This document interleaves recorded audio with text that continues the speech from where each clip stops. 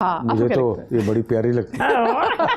ओह, इससे मुझे याद आया, आपके पिछले दिनों एक इंटरव्यू चला था, आपने कहा था कि अब उम्र के हिस्से में जाके इन्होंने तुतलाना शुरू कर दिया है। हाँ, ये तोतली बातें बहुत लाडियां करते हैं ना ये बहुत। हाँ। जब हम बड़े बड़े हो जाते हैं ना तो फिर हम एक दूसरे पे प्यार आता है, तो ये सेट के ऊपर लगा होता है, कैसे करते हो तुम?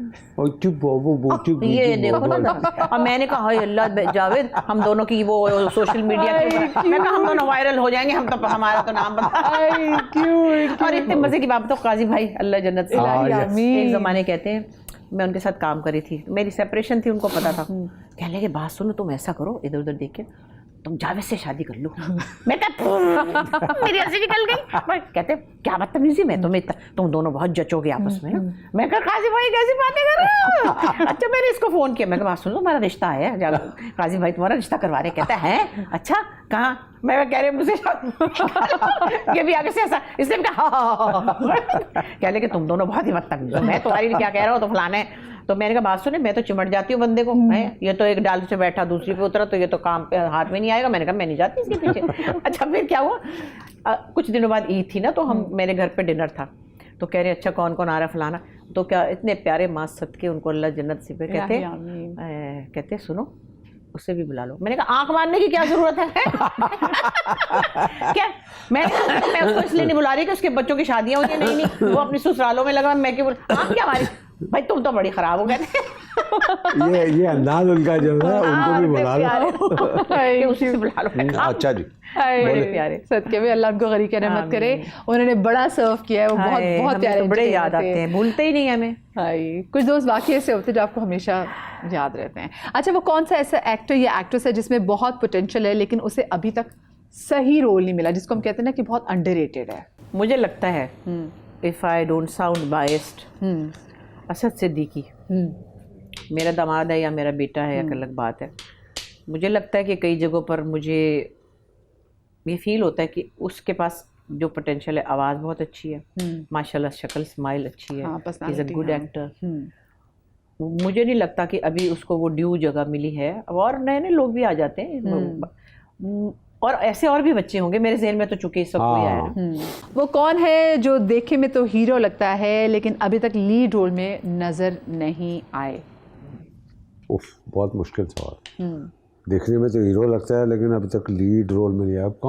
कहाँ नजर दौड़ाएंगे हम लोग? हाँ बुशा तुम चली जाओ जरा ढूंढ के, मैं दूर जाऊँ? हाँ एक्चुअली लोग भी तो नए नए आ जाते हैं ना। हाँ, इतने लड़के नए टैलेंटेड। आपके तो अपने घर में भी है। यस, तो अपने हमारे शहजाद को तो इतने लीड रोल मिले हुए, वो तो हाँ, लेकिन उस मजीद हमारे शहरोज को भी मिले हुए। हाँ देखो शहजाद शहरोज ये दोनों लीड कर रहे हैं, उनका इस वजह से मैं नाम नहीं ले सकता। लेकिन फिल्म्स वगैरह में हमने नहीं देखा। हाँ तो फिर शहजाद और शहरोज दोनों ही है ना कि फिल्म्स वाली बात। हाँ आई थिंक फिल्म्स के लिए वो फिट नहीं है लड़के एक्चुअली, जहाँ तक जो फिल्में बनी हैं जिस टाइप की फिल्में, हाँ जिस टाइप की बनती हैं, और जिस उसके अलावा जो फिल्में बनती हैं उसमें तो हमारा हुमायूं होता है, तो फिर वो क्या करें? तो ये मतलब हुमायूं की फिल्म होती है या फहद की भी होती है, तो ज़्यादा तो ये दोनों लड़के ही काम कर रहे हैं। बाकी तो फिल्म में कोई ऐसे खास नहीं है, जो भी आए उनकी फिल्मों का कुछ पता ही नहीं चला, तो हम ये नहीं कुछ बता सकते। वो कौन सा एक्टर या एक्ट्रेस है जो एक ही जैसे रोल करता चला आ रहा है? कौन? वो कौन सा ऐसा एक्टर या एक्ट्रेस जो एक ही जैसे रोल करता चला आ रहा है? देखो एक वक्त था कि सुल्तान राय साहब, हम उनको कहते थे कि एक ही जैसे रोल कर रहे हैं, मगर पॉपुलर थे और 50 फिल्में एक साथ उनकी शुरू होती थी। तो वो तो अभी इस दुनिया में नहीं है, मगर इस वक्त अब टीवी पे, टीवी के लोगों में, टीवी के लोगों जी टीवी तो आप दोनों में से बात कह सकते हैं। फिल्म से भी जो भी फिल्म में तो इतनी फिल्में ही नहीं बनती जिसमें आप कहें कि जी एक जैसे रोल कर रहे हैं, लेकिन टीवी पे तो करते ही रहते हैं बेचारे लड़के, वही करते रहते हैं, इधर अम्मी को संभालते हैं, उधर बहन बीवी को संभालते हैं, उधर ये तो सब एक जैसे करते हैं। अम्मी इसका मतलब ये नहीं था, बीवी को कहते हैं, अम्मी का मतलब वो नहीं था, ये तो एक जैसे हमारे सब लड़कों को करना ही पड़ रहा है आजकल। उनकी अम्मियाँ और उनकी बीवियाँ, उनके दरमियान में सैंडविच का रोल वो हमारे सब लड़के कर रहे हैं और करने पड़ रहे हैं, उनको रोल करने पड़ रहे हैं। क्या आजकल के ड्रामे असल जिंदगी से करीब हैं?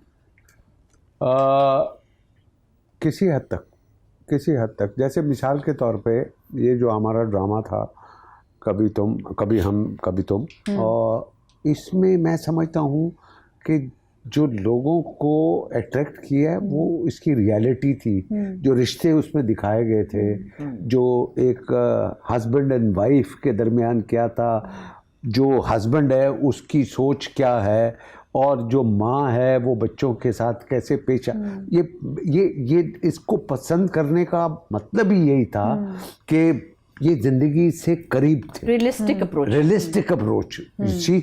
और जो शर्जीना और जो फहाद का रिश्ता जो बनाया था वो तो, और फहाद मुस्तफ़ा उसमें एक रिबेलियस कैरेक्टर भी था। हाँ, गरीब है, यानी कि वो बड़ा कोई ऐसा वो नहीं है, मगर वो माँ बाप के तानों की वजह से फिर वो मैंने बल्कि ड्रामा बाद में देखा, लेकिन उससे मैंने एक शो किया था टॉक्सिक पेरेंटिंग पे, बट जब मैंने ये ड्रामा देखा तो मैंने कहा ये कितनी अच्छी एग्जाम्पल थी और हम इसमें बात ही नहीं करते। तो ये भी एक इतना बड़ा इसमें चैप्टर था इन्वॉल्व, जो हमने इसको देखा नहीं कि टॉक्सिक पेरेंटिंग भी कोई चीज़ होती है और लोगों को पता ही नहीं होता और वो अनकॉन्शियसली माँ या बाप कहीं ना कहीं बायस्ड हो जाते किसी एक बच्चे के लिए, और फिर उस बच्चे को फील भी होने लग जाता है कि फलां से ज़्यादा प्यार था, मुझे कम तवज्जो मिली है। और उसमें माँ बाप की हमेशा इंटेंशन नहीं होती। एक बच्चा आपको कंफर्ट लेवल देता है, कंफर्ट जोन में रखता है, तो वो आपको अच्छा लगता है ज़्यादा। दूसरा बच्चा आपको टेंशन देता है या नहीं आपको वो आपकी एक्सपेक्टेशंस पे उतरता है, तो शायद आप धीरे धीरे उससे कहीं ना कहीं दूर होते हैं। सो उस प्ले की बेहतरीन बात ये थी कि वो उसके स्क्रिप्ट में रियलिस्टिक अप्रोच थी, और जो लैंग्वेज भी यूज़ की गई थी बच्चों के दरमियान, हमारे दरमियान, वो कपड़े भी, मेकअप भी, गिवन के हाँ सब कुछ। एक्चुअली देखिए, हम सब हैं पीटीवी की पैदावार, हम तो ये सब करते आए हैं, हमें तो यही कुछ करना आता था। हम वो फैंटेसी या झूठ मूठ की लड़ाइयाँ या तेरी मेरी नंद की उसकी हम इसको ठीक है, वो चलता है, वो भी सब कुछ आजकल चल ही रहा है, लेकिन वो एक और लेवल पे लोगों को कम्युनिकेट कर रहा है। ये जो है ना, इसमें एजुकेशन है थोड़ी सी इस तरह के ड्रामे में, वो कि मैं फिर भी बार बार कहूँगी कहानी आमियाना थी, कोई नई बात नहीं थी इसमें, कोई अनोखी बात नहीं थी। अनोखी बात किसमें थी? मंजोगी में अनोखी बात थी, काबली पुलाव में अनोखी बात थी। लेकिन ये चूंकि मासिस के लिए था, तो इसकी जो अप्रोच थी, डायरेक्टर की जो इसमें सोल थी, जो राइटर का जो उसमें लिखना था, फिर उसकी एग्जीक्यूशन में बच्चों ने जितना रियलिज्म डाला है, हम भी उसमें हिस्सा थे चलो इसका, लेकिन मैं फिर भी बच्चों के रोमांस को बहुत दूंगी अहमियत। बहुत बड़े अरसे बाद एक प्यारा सा रोमांस लोगों ने देखा, और बात ही एक अच्छा सा, तो उस वजह से ये प्ले जो है वो सबसे सुपरसीड कर गया। और रियल इस वजह से भी, जैसे उसकी लास्ट एपिसोड थी, लोगों ने उसको बड़े दिल से करीब रखा ड्रामे को, क्योंकि उसमें जो मियाँ बीवी हैं वो उनकी नाराज़गी है, और वो लोगों ने अपने रिश्तों को बीच उसमें देखा, ये लोगों ने विजुलाइज किया कि हाँ ये देखो। और एक पॉजिटिव उसका एंगल ये था कि भाई ये सारी चीज़ें छोड़ के दोनों को मिलना चाहिए, इसलिए पूरी दुनिया उसके पीछे थी। जैसे हिंदुस्तान से एक खातून ने, मैंने एक ही देखा मगर हज़ारों ऐसे क्लिप्स है जिसमें वो कह रही है कि देखे भाई, मैं हिंदुस्तान से हूँ और मैं पाकिस्तान के इसके राइटर और डायरेक्टर से बात कर रही हूँ डायरेक्टली। लास्ट एपिसोड में अगर तुम लोगों ने शर्जीना या फहाद का कुछ किया तो मैं पाकिस्तान आके तुम लोगों को छोड़ूंगी। अब कैन यू बिलीव दिस? क्योंकि होता है ना, यस दे वांटेड कि यार ये मिले, एक अच्छी हैप्पी एंडिंग होनी चाहिए। हम इतने परेशान हैं, हमें ड्रामा से खुश रखें। बिल्कुल बिल्कुल जी, हमारी मजेदार गुफ्तगू का सिलसिला तो जारी रहेगा ही। मुझे एक छोटी सी ब्रेक लेनी है, ब्रेक के बाद वापस आते कहीं मत जाइएगा।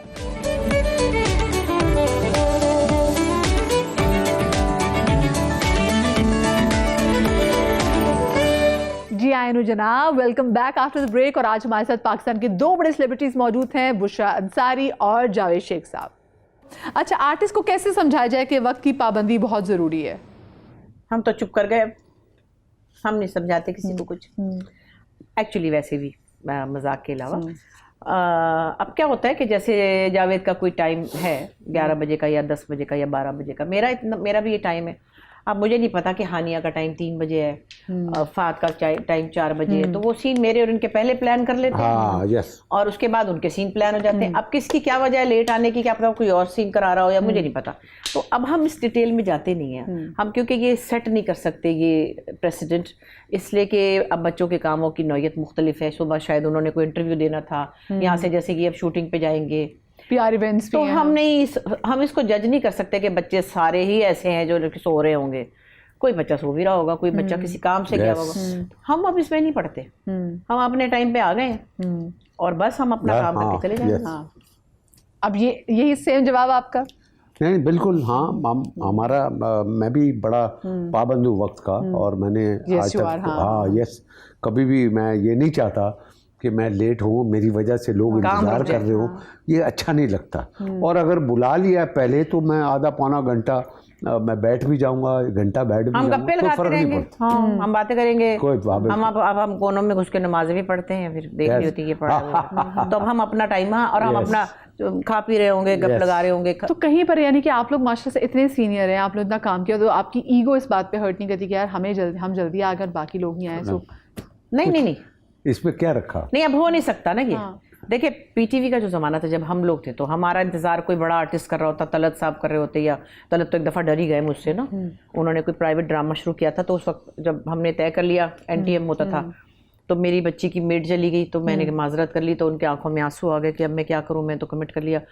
मैंने कहा अच्छा फिर कुछ करते करते तो बहरहाल कुछ संभव मैंने उसका किया। अब बच्चों को स्कूल छोड़ के मैं तैयार होके रोलर्स लगा के तो वहाँ 8:30 बजे पहुँच जाओ, तो वो तो घबरा गए, कहते बुशरा इतनी जल्दी, मेरे से भी पहले।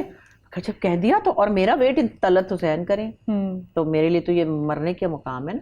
वो वक्त ऐसा था कि उसमें हम ये अफोर्ड कर सकते थे, ये बच्चे नहीं कर सकते कि हम उनका वेट करें, तो वो उनको बुशरा। लेकिन जो आप करी थी वो भी बहुत बड़ा काम था, बच्चों को छोड़ कर। ऐसा नहीं है कि ये अब वो बच्चे अफोर्ड कर सकते हैं और आप अफोर्ड नहीं कर सकते। अभी मैं दुबई में प्रोजेक्ट करके आई, 4 बजे सुबह, 4 बजे की मेकअप कॉल थी, और मैं मेकअप खुद करती हूँ अपना, और सिर्फ बालों की हेल्प लेती हूँ। मेकअप करके 4:30 बजे मैं तैयार, 5 बजे गाड़ी में, क्योंकि वो हमें टूरिस्ट रिजॉर्ट में करना था, जहाँ पे 10 बजे के बाद हम शूटिंग नहीं कर सकते, क्योंकि लाइट का भी तो बहुत सीन है कि लाइट चली जाएगी। वहाँ हमारा टाइम परमिशन की भी बात होती है ना। जी बिल्कुल, लोकेशन। तो हम तो हमारे तो पेटों में घड़ियां लगी हुई हैं, ये तो मुसीबत है, हमारे पेटों में घड़ियां लगी हुई, क्योंकि हमें थोड़ा सा उस जमाने में ये भी था, जो डायरेक्टर्स होते थे ना, वो थोड़ा सा बेइज्जती भी कर देते थे तरीके से।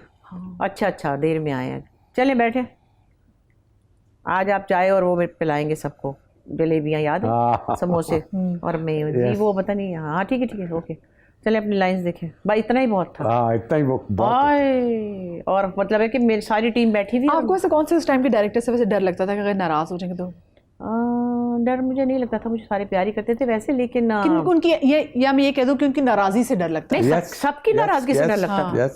और जो आर्टिस्ट बैठे होते थे, मिसाल के तौर पे अगर कोई भी हो, जैसे बहुत सारे थे हमारे शकील होते, चलो भाई आज ये देर में, आज सबको चाय पिलाएगा, ये सबको समोसे खिलाएगा, हंसी में भी उड़ा देते थे, लेकिन शर्मिंदगी होती थी। जावेद भाई, आपको किसकी नाराजगी से डर लगता था? नहीं मुझे सब, कोई भी हो, कोई भी डायरेक्टर हो, चाहे वो जूनियर हो सीनियर हो, बात ये रिस्पेक्ट की है। जब कोई डायरेक्टर होता है तो वो उस प्रोजेक्ट का हेड होता है, तो मैं उसको उस नज़र से देखता हूँ कि ये इस प्रोजेक्ट का हेड है, I have to respect him, चाहे मेरा जूनियर है या सीनियर है।